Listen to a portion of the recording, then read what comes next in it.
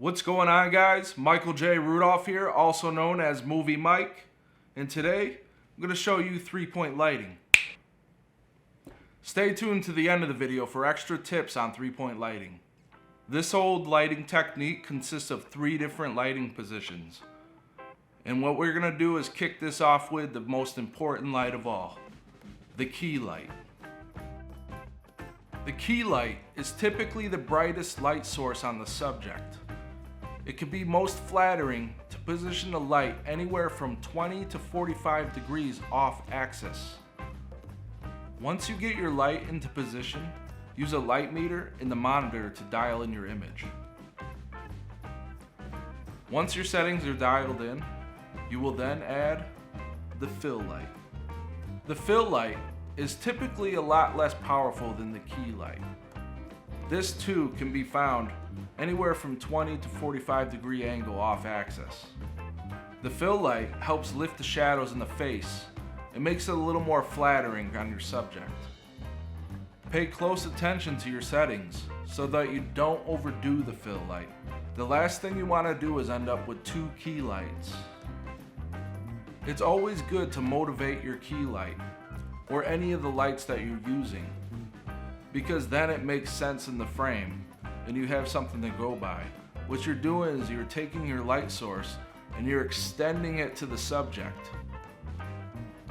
Once you have the key and the fill in place, it's then time to focus on the backlight. The backlight is used to separate the subject from the background. This light can be either boomed above the head, or you could have it off to the side, just scraping the cheek. Another name for backlight is also known as kicker or rim light. Today I have the light just boomed outside of frame behind her head. It's good to have it behind the head so it doesn't spill onto the forehead. The light that I'm using today is the Godox SL60W. Attached to my light, I have a reflector dish, I have a honeycomb grid, a sock over the top of that for diffusion, and then an orange gel, just so I can match the motivated light. It's always good to have an extra helping hand on set to move the lights around, and you can stay at the monitor and let them know what intensity you would like the light at.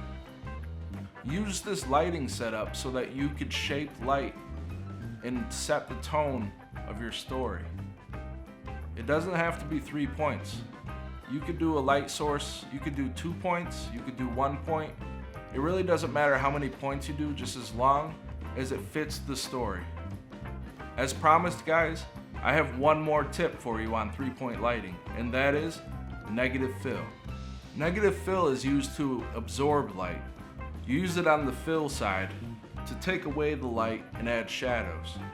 Today I'm using a 4x4 floppy, and let's see what difference it makes on the fill side when we add negative fill.